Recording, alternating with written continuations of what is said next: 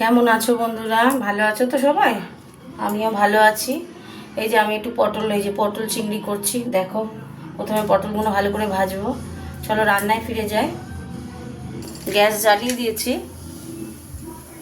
এবার আমি একটু তেল দেবো, পটলগুলো ভাজবো তো। তেল দিয়ে দিলাম। তেলটা একটু গরম হোক, হতে থাক গরম। তেলে একটু হলুদ দিয়ে দিয়েছি, পটলগুলো দিয়ে দিলাম।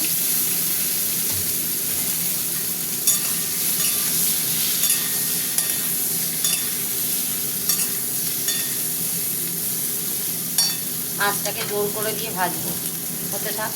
দেখো বন্ধুরা, ভাজা হয়ে গেছে। এবার নামিয়ে দিয়ে মশলা বসাবো, রান্না বসাবো, দেখাচ্ছি। সর্ষের তেল দেব। সর্ষের তেলে তরকারিটা আজকে করবো, টেস্টি বুঝেছ। একটু মিষ্টি দিয়ে দেবো তেলে।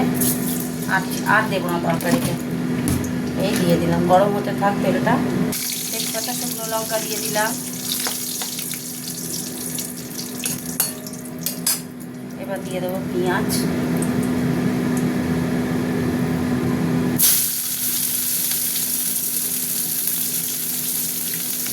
দিয়ে দিলাম। পেঁয়াজটা একটু ভাজা ভাজা হোক। পেঁয়াজ ভাজা ভাজা হয়ে গেছে। আমি এবার চিংড়ি মাছগুলো দিয়ে দিচ্ছি।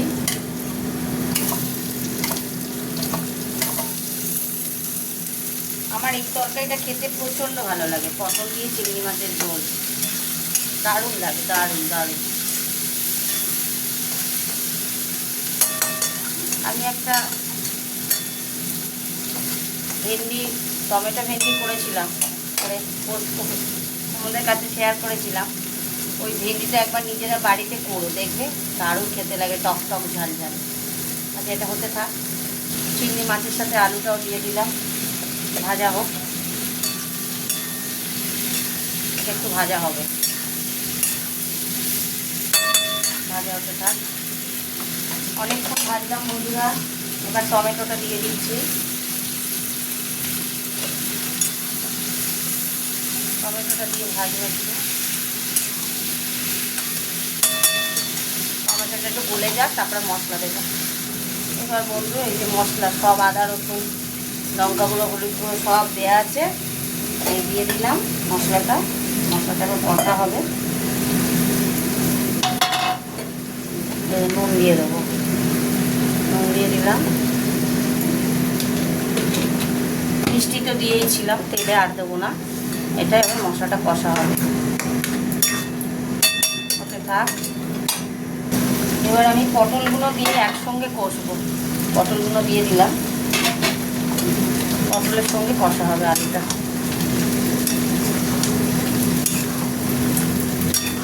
এখনো মশলা কষা হবে, হতে থাক। দেখো বন্ধুরা, মশলা কষা হয়ে গেছে, তেল ছেড়ে দিয়েছে। এই যে তেল ছেড়ে দিয়েছে। এইবার আমি জল দেব, জল দিয়ে দিচ্ছি। এটা ঝোল হবে, এই জন্য জল দিলাম। আর কতগুলো কাঁচা লঙ্কা দিয়ে দিলাম, অনলি ফর মি। শুধু কাঁচা লঙ্কাগুলো আমার জন্য, বুঝেছ। আমি কাঁচা লঙ্কা খেতে খুব ভালোবাসি, খুব। ওকে থাক। একদম পারফেক্ট, কিচ্ছু দিতে লাগবে না, কোনো হচ্ছে একটু নুন দিতে লাগবে অল্প করে। নুনটা কম হয়েছে, ভাতের সাথে খেলে নুন কম লাগবে। একটু নুন দিয়ে দিলাম, চাপা দিয়ে দিলাম। এবার হতে থাকুক, হতে থাকুক বন্ধুরা। চাপাটা একটু খুললাম, হয়ে গেছে রান্না। দেখি আলুটা, এই যে আলু সিদ্ধ হয়ে গেছে। পটল তো ভেজেছি, এগুলো সিদ্ধই হয়ে গেছে। চলো, রান্না কমপ্লিট। চাপা দিয়ে দিচ্ছি, গ্যাস অফ করে দিলাম। চলো তোমাদের সাথে একটু কথা বলে নিই। পটল আলু চিংড়ি মাছের ঝোল করলাম, কেমন হচ্ছে জানিও তোমরা, কমেন্ট করো আমাকে।